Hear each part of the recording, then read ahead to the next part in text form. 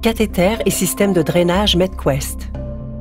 Un cathéter tunalisé en silicone flexible est inséré dans votre poitrine ou abdomen pour drainer l'excès de liquide accumulé, la cause principale de vos douleurs abdominales, ascites ou thoraciques associées aux essoufflements.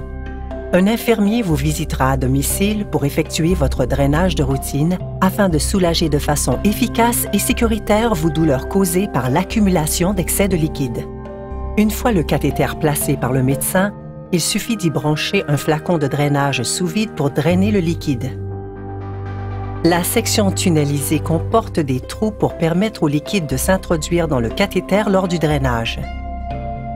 Une valve de drainage est attachée à la section non tunnalisée du cathéter pour éviter que le liquide sorte du cathéter et que l'air y entre lorsqu'il n'est pas utilisé par le drainage.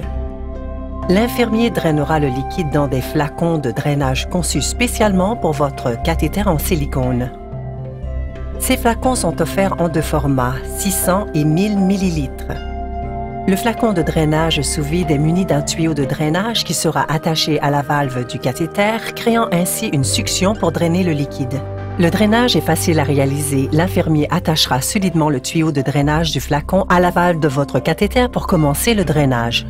Si un drainage additionnel est requis en raison du volume de liquide, un deuxième flacon sera attaché. Lorsque ce sera terminé, l'infirmier placera un nouveau pansement sur le cathéter. Votre infirmier utilisera de nouveaux flacons et une trousse de pansement stérile pour chaque drainage. La trousse de pansement inclut les éléments stériles suivants: gants, éponge en mousse, compresse de gaz, nouveau bouchon de valve, pince coulissante d'urgence, tampon d'alcool, protecteur cutané antimicrobien, nouveau pansement propre. Prenez toutes les précautions nécessaires pour garder le pansement le plus propre et sec possible en tout temps. Prenez une douche seulement si le contour du pansement est bien scellé. Jamais de bain. Si vous pensez que le cathéter est endommagé ou qu'il fuit, utilisez la pince coulissante bleue pour le fermer. Elle se glisse facilement sur le cathéter, puis dans la fente pour fermer le cathéter avec un pincement. Vous recevrez une carte d'urgence. Utilisez les coordonnées sur celle-ci pour appeler votre infirmier ou médecin en cas de problème avec votre valve de cathéter ou en présence de rougeur ou d'enflure à la sortie du cathéter.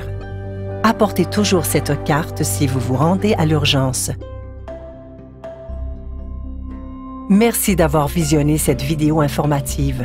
Communiquez avec votre médecin ou infirmier pour toute question sur cette procédure qui a déjà aidé des milliers de patients comme vous.